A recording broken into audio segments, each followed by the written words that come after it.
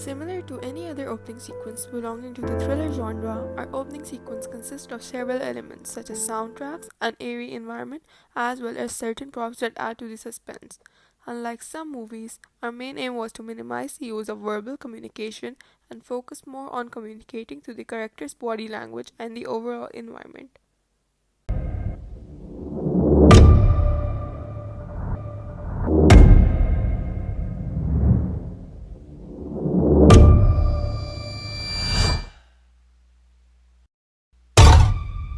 The addition of sounds is something that is done by several production houses. However, it is still one of the most effective ways to add just the right amount of suspense, thrill, and fear to an opening sequence. It aids in creating an environment that is able to effectively communicate the theme and purpose of the product. Despite the absence of verbal communication, soundtracks can play an imperative role in the representation of the idea being portrayed.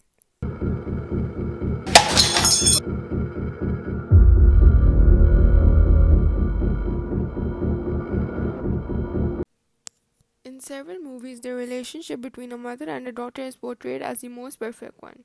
However, we went against the conventional idea of a relationship between a mother and a daughter. By including scenes depicting a negative relationship between the mother and the daughter, we challenge the society's general perception of this specific relationship, hence promoting the idea that such perceptions will always be considered stereotypes and not a universally accepted belief. Moreover, our social issue is depicted by the character getting beaten up by her father and how this has affected her mentally that she is now taking revenge by murdering her own father and tying and locking her mother in the bathroom. An element we played with was lighting and editing. We changed the lighting according to the requirement of the scene.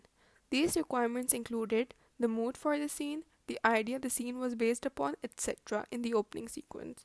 It can be seen that in order to display certain events from the past, we resorted to using black and white filter.